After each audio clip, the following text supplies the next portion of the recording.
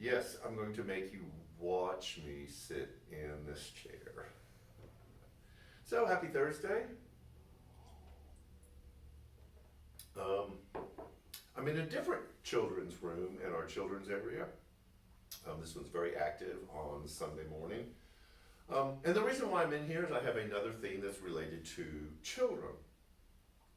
If you've worked with children, um, either in a nursery setting or a school setting or babysitting, or you have children and you have more than one, you've encountered this before. And that is one of them has done something to the other. They've taken something away, they've pushed them down, they've hurt them, they've said something. And so after, one's crying and one's hunkered down in their anger. And so you get them together and you find out what actually happened, and you realize that one of them actually did something to the other one. And so you work them through this process of having to apologize. And everyone has probably had this happen to them before.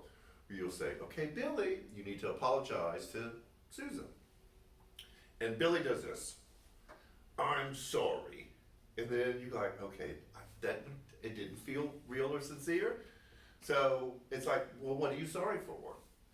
Sorry that you got upset. So you have to work them through this process where, one, they know what they did was wrong, and two is the apology is real.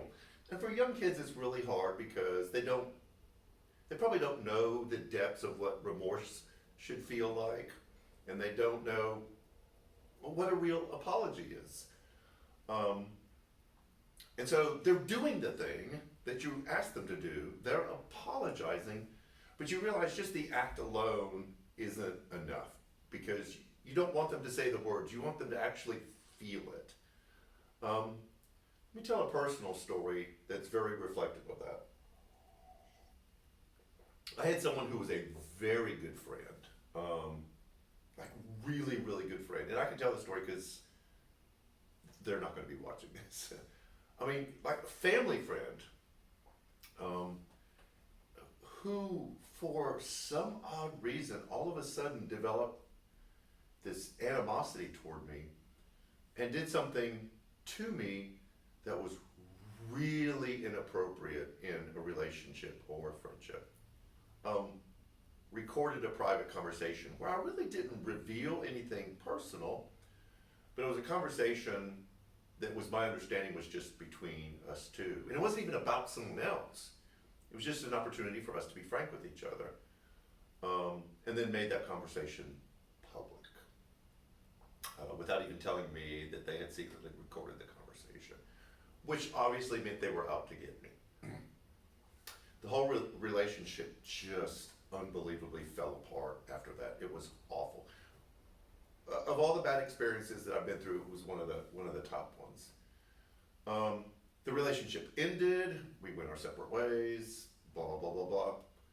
About, I don't know, 9 months later, roughly like that, I get an email from this person, and it hits my inbox Friday night, Saturday, or something like that, and it was just this kind of rote, hey, I did you really wrong, I hurt our friendship, I shouldn't have done that, will you forgive me?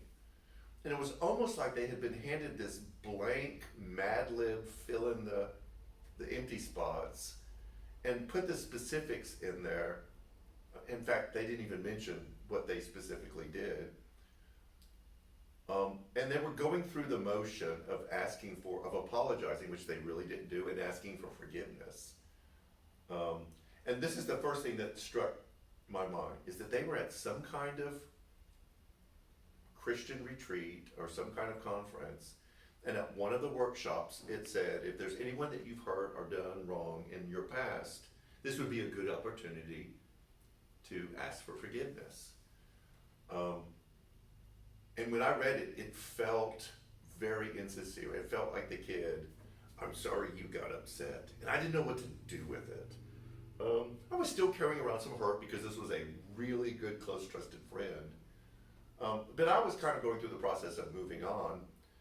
And here I was confronted with being asked to forgive someone who really didn't wasn't aware of what they were doing. They were following the letter of the law, and you know how this goes, but they weren't fulfilling the, you got it, spirit of the law.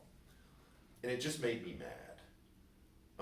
So I held on to it just for a little bit, not real long. I didn't want to just artificially make them pay. And I have mixed feelings about this. I eventually emailed them back and said, yes, I forgive you for what you did. I really didn't in the moment. I have now. There's some hurt still there, but I hold no ill will. But I probably offered forgiveness when I wasn't really quite there yet. And so it was an act on both of our parts. There, going just through the motions and following the letter of the law of asking forgiveness but not really meaning it. And me offering forgiveness when I didn't really mean it either. And that's a difficult thing about religion and following Christ is we know all the do's and don'ts. We have the laws, we have the teachings of Jesus. We can do the things and give the appearance that we're doing the things. Jesus said this to the Pharisees. You know, on the outside of the cup, it's clean, it's whitewashed, it looks perfect, but on the inside, you're just filled with dead, rotting bodies. So there was this emphasis that was more than just doing the things. There was something more significant there. And that is going to be our conversation this Sunday as we finish up our Bible Says What series. And that is Jesus challenging those who are following him to follow the spirit of the law, not just the letter of the law. And that's a strong word for the church now, because we put on the plastic face and we don't share our deepest struggles because it doesn't feel like it's safe to share what's going on. And Jesus says, listen, I want something deeper. I want something more meaningful. You want something deeper and more meaningful in your relationship with me and your relationship with each other. And so this teaching isn't just information. It's about like how to have those hard conversations, how to say those hard things and mean it, but it be for good. It be for a better life. So Sunday, as we wrap up our series, we want, I'm sorry, to really mean that you understand why you're saying you're sorry and extending forgiveness. So we'll hit that this Sunday.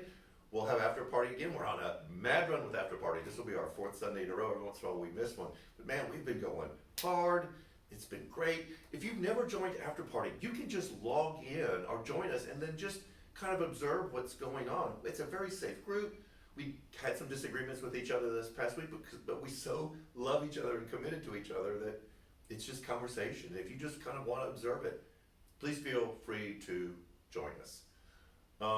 We have food pantry Sunday too, so if you know anyone who's in need of food, we'll start handing that out at 11:30. Our women's group is meeting in the morning. Man Cave is meeting next Monday night. We have our Easter egg hunt coming up the Saturday before Christmas. We have the Good Friday service, Easter, the Good Friday service before that. We have a lot of stuff going on. Plus there's a lot of things happening behind the scenes that will help you out in your experience at New Community Church. So, I'm going to try to get out of this chair. I will make some horrible old man noises. But I hope you have a great weekend, and we'll see you Sunday. Take care.